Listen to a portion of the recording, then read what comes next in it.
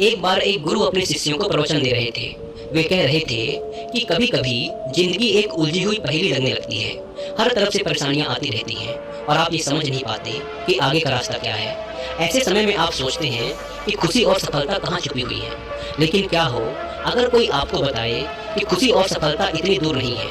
क्या हो अगर आप ये सीख लें कि जिंदगी की चुनौतियों का सामना कैसे करना है और हर परिस्थिति में खुश कैसे रहना है। आज आप यही सीखेंगे। असल में हमारी जिंदगी का नियंत्रण हमारे ही हाथों में होता है। ये हमारे कर्म और हमारी सोच ही है जिससे हम खुश या दुखी होते हैं। हम अपने विचारों में थोड़ा सा बदलाव लाकर अपनी जिंदगी को पूरी तरह से बदल सकते हैं। जैसे एक मूर्तिकार अपनी कल्पना और कला से एक मामूली पत्थर के टुकड़े को एक खूबसूरत मूर्ति में बदल देता है। बस बिल्कुल इसी तरह हम भी अपनी सोच और कर्मों से अपनी जिंदगी को सुंदर और खुशहाल बना सकते हैं। तो क्या आप सब तैयार हैं इस बदलाव को महसूस करने के लिए? क्या आप भी अपनी परेशानियों को जानकर पहचान कर उनसे छुटकारा पाना चाहते हैं? यदि हाँ, तो मेरी बातों को अंत तक ध्यान से सुनो। एक इंसान का जीवन उसकी वास्तविकता है। आज जो उसके सामने है वह उसकी सच्चाई है। बीता हुआ कल और आने वाला कल भी आपका आज नहीं हो सकता। जो बीत गया वह बीत गया, वह आपका गुजरा हुआ कल था। और जो आने वाला कल है वह तो अभी तक आया ही नहीं, तो वो आपकी सच्चाई कैसे हो सकता है? इसलिए आपकी सच्चाई आपका आज है। आपको जो भी करना है वह आज ही करना है। अब जरा सोचिए, हम अपने बीते हुए कल और अपने आने वाले कल के लिए अपना आज दांव पर क्यों लगाएं? बात यह है कि हमारे आज में अगर हमारा कोई साथी हो सकता है तो वो है हमारा दिमाग। इंसान अपने आप को अपने दिमाग से अलग नहीं कर सकता और ना ही अपनी सोच से। हाँ, लेकिन अपनी सोच को बदल जरूर सकता है। हम आज जो कुछ भी हैं वह हमारा एक नया रूप ही है। अब आप पहले के जमाने के लोगों, अपने दादा दादी को ही देख लीजिए। उनकी सोच और आज की पीढ़ी की सोच में जमीन आसमान का अंतर है। इंसान के दिमाग को प्रकृति ने प्रगतिशील यानी आगे की ओर बढ़ने वाला ही बनाया है। उसे समय के साथ बदलने की क्षमता प्रदान की है। वह जो आज है उसके विचारों की वजह से है। उसके जीवन का हर अनुभव उसके चरित्र और मानसिकता को बनाने का मुख्य कारण है। यही चीज या तो उसकी कमजोरी साबित हो सकती है या फिर उसकी सबसे बड़ी ताकत। हमारे बुजुर्ग अक्सर कहते थे कि लालच बुरी बला है, लेकिन लालच आखिर है क्या? यह हमारी सोच की ही एक उपज है। यह हमारे अंदर की एक भावना है और अगर हम चाहें तो इसे अपने दिमाग से हटा भी सकते हैं। ये जो इच्छाएं होती हैं ये हमारे जीवन की परेशानियों का सबसे बड़ा कारण है। परस्पर विरोधी इच्छाएं कठिनाइयां, रंज और दुख लाती हैं। किसी महापुरुष ने कहा था कि सारी आफत इच्छा और काम वासना में है, नहीं तो इस दुनिया में सर्वत ही सर्वत है। एक बार किसी ने गौतम बुद्ध से पूछा कि इस दुनिया में आंतरिक शांति पाने का कोई एक रास्ता है क्या? तो बुद्ध ने उत्तर दिया कि अपने दिल की हर लालच, हर इच्छा को वहां से निकाल फेंको। ऐसा कहते हैं कि इंसान सिर्फ और सिर्फ उसके विचारों से ही बना होता है।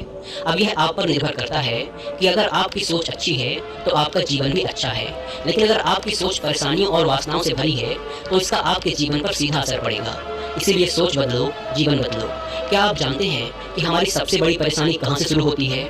जब हम प्रयास करना बंद कर देते हैं। किसी भी लक्ष्य को हासिल करने में मेहनत तो लगेगी ही और परेशानियां भी आएंगी, लेकिन ध्यान रहे कि जीतता वही है जो बिना हार माने कोशिश करता रहता है। इंसान दो प्रकार के होते हैं। एक तो वह जो किसी भी काम की शुरुआत से पहले नतीजों से घबरा जाते हैं और बहानों की मदद से घुटने टेक देते हैं।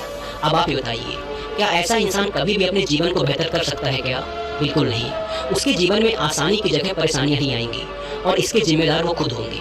किस्मत या भगवान उन परेशानियों के लिए जिम्मेदार नहीं होंगे। दूसरे प्रकार के लोग होते हैं जो बिना अपनी असफलता से डरे अपनी मंजिल की ओर अपने कदम बढ़ाते ही जाते हैं। वो अपने आलस से और आराम से ज्यादा प्राथमिकता अपने लक्ष्य को देते हैं। फिर उन्हें अपने रास्ते में आने वाली सभी कठिनाइयां मामूली लगती हैं। फिर अगर वो हार भी जाते हैं तो भी संतुष्ट रहते हैं। कोई शिकायत, कोई निराशा, कोई पश्चाताप नहीं रहता, क्योंकि उन्होंने कोशिश करना नहीं छोड़ा और उन्होंने हमेशा सही का ही साथ दिया। कभी भी गलत और नकारात्मक भावनाओं को अपने ऊपर हावी नहीं होने दिया। इसीलिए उनके बोए हुए फल मीठे ही निकले। वहीं अगर आप अपने फायदे के लिए किसी के साथ कुछ गलत करेंगे तो आपके साथ कभी भी अच्छा नहीं होगा। यह एक ब्रह्मांडीय नियम है कि जैसा बोओगे वैसा ही काटोगे। अक्सर लोग इस नियम से डर जाते हैं और उन्हें लगता है कि नियम का सीधा संबंध दंड यानी सजा से होता है। ऐसा नहीं है। नियम का मतलब होता है सिद्धांत। अगर आप नियमों का पालन करेंगे तो आपके साथ सब सही होगा और अगर आप नियमों को भंग करेंगे तो सजा मिलनी तो जरूरी है। अब अगर कोई भी नियम सजा देता है तो उसका मुख्य उद्देश्य उस इंसान की सुरक्षा होती है। अब यह जो सर्वव्याप्त ब्रह्मांडीय नियम है कि जैसी करनी वैसी भरनी, अगर आप इसका पालन करेंगे तो यह आपके लिए ही अच्छा है और अगर इस नियम की अवहेलना करेंगे तो इसमें आपका ही नुकसान है। अंततः चुनाव आपका ही है।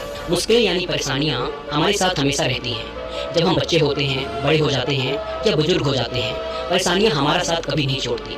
लेकिन जैसे जैसे हमारी उम्र बढ़ती है और हम अपने बीते सालों पर नज़र डालते हैं, तब हमें उस गुजरे समय की परेशानियां काफ़ी छोटी और सरल लगने लगती हैं। अब आप पढ़ाई को ही ले लीजिए। जब हम विद्यालय में पढ़ते थे, तब हमें वहाँ की पढ़ाई बहुत मुश्किल लगती थी। लेकिन जब बड़े हुए और वास्तविक दुनिया से सामना हुआ, तब इस बात का एहसास हुआ कि छात्र जीवन तो हमारी ज़िंदगी का एक स्वर्णिम समय था। असल जंग तो यहाँ शुरू हुई है। क्या आप सबको पता है ऐसा क्यों होता है? ज़िंदगी में मुश्किल भरा समय बीत जाने के बाद वो मुश्किल इतनी आसान क्यों लगने लगती है? क्योंकि तब तक हम उस परेशानी की गहराई को समझ चुके होते हैं, उसके आदी हो चुके होते हैं। अगर वापस से हमें वैसे ही मुश्किलों का सामना करना पड़े, तो हम अपने पुराने अनुभव की वजह से उसका अच्छे से और ज़्यादा चतुराई से सामना कर पाएंगे।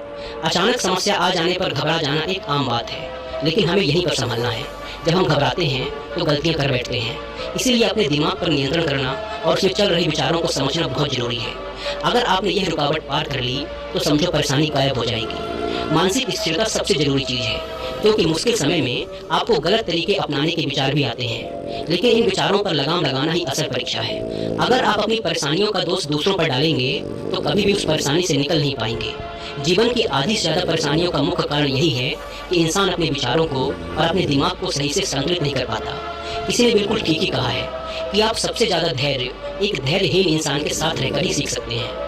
अगर आप उसके धैर्यहीन स्वभाव के साथ खुद भी अपना धैर्य खो देंगे, तो फिर उस परिस्थिति का सामना कैसे कर पाएंगे? बिल्कुल यही संबंध हमारा और हमारी मुश्किलों का भी है। मुश्किल परिस्थितियों के समय में अगर हम अपने दिमाग का संतुलन गंवा देंगे, तो हम अपने ही जीवन को मुश्किल बना लेंगे। इसीलिए दिमाग और विचारों का उचित संतुलन सबसे ज़्यादा जरूरी है। आप समझते हैं कि व्यक्तिगत स्वतंत्रता का मतलब क्या होता है, और ये हमें हमारे जीवन की समस्याओं को सुलझाने में कैसे मदद कर सकती है।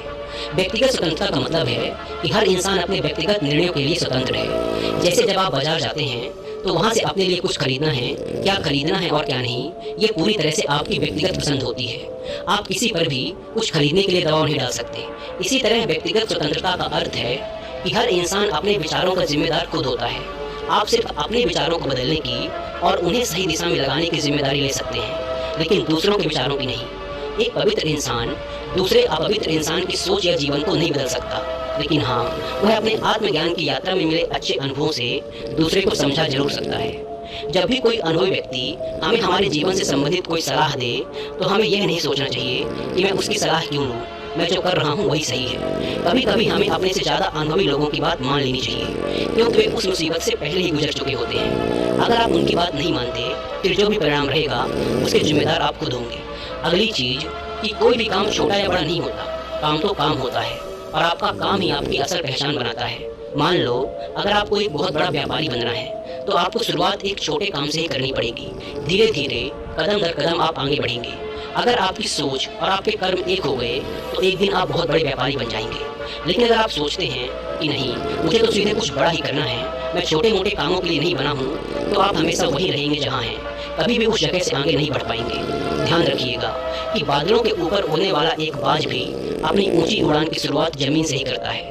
जब हम समझ जाते हैं कि हर काम की अपनी एक अहमियत है, तो कोई काम छोटा नहीं लगता। असल में कर्म करते रहना ही असल जिंदगी है। हमारी शारीरिक और मानसिक क्रियाएं ही जीवन का असली सार हैं। जो लोग ज़्यादा मेहनत करते हैं, जैसे मजदूर, किसान या सिपाही, वो लोग शारीरिक रूप से ज़्यादा मजबूत होते हैं उन लोगों से जो सिर्फ एक जगह बैठकर काम करते हैं। इसी तरह जो इंसान ज़्यादा मानसिक कार्य करता है और ज़िंदगी का हर फैसला सोच समझ कर लेता है, वह अमर हो जाता है। उसे उसकी समझदारी के लिए मरने के बाद भी याद किया जाता है। हमारे कर्म बीज की तरह हैं, जो आज हम बोते हैं वही कल हमें फल देंगे। आलसी इंसान नकारात्मक ऊर्जा को ही आकर्षित करता है, वही मेहनती इंसान अपने छोटे से छोटे काम में भी मेहनत और सफलता के बीज बोता है। इसीलिए उसे हर काम में सम्मान और सफलता मिलती है। आप जो भी काम करते हैं, बड़ा या छोटा, उसकी इज्जत कीजिए, वह भी आपको इज्जत दिलाएगा। हमारे दिमाग में सही और गलत की जंग हमेशा चलती रहती है। जीवन की हर परिस्थिति में हमारे दिमाग में दोनों तरह के विचार आते हैं। सही विचार यानी अच्छे और कल्याणकारी विचार, और गलत विचार यानी ऐसे विचार जिसमें सिर्फ हमारा ही फायदा हो और सामने वाले का नुकसान। अक्सर हमारा दिल अच्छे विचारों को बढ़ावा देता है और दिमाग बुरे विचारों की तरफ ज़्यादा आकर्षित होता है। यह जंग हमेशा हमारे दिमाग में चलती रहती है, और इसमें जीत किसकी होगी, यह पूरी तरह से हम पर ही निर्भर करता है। जब हम इस जंग को सकारात्मक तरीके से जीतते हैं, तब हम जीवन को सही नज़रिए से जीना सीख लेते हैं। अगर हमारे जीवन में कभी किसी के साथ किसी भी बात पर मतभेद होता है, तब हम बहसबाजी या लड़ाई झगड़े की बजाय शांति पर विश्वास करते हैं, क्योंकि हम जानते हैं कि लड़ाई से पीछे हटना ही समझदारी है। असल में लड़ाई हमारे मन की लालच, स्वार्थ, जलन और बुरी सोच का नतीजा है। जबकि शांति हमारे मन के सुकून, करुणा और दया का नतीजा है। क्रोध बहुत ही बुरी चीज़ है।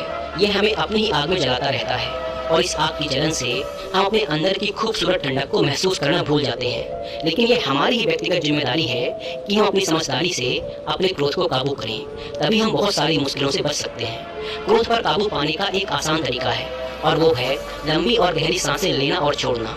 जब भी आपको क्रोध आए और कुछ भी समझ में ना आए तो आप यह अभ्यास कर सकते हैं। आपका क्रोध जल्दी शांत हो जाएगा और फिर आप उस परिस्थिति का शांति व स्थिरता से सामना कर पाएंगे। गुस्से में लिए हुए फैसले हमेशा हानिकारक साबित होते हैं, इसीलिए क्रोध से बचें।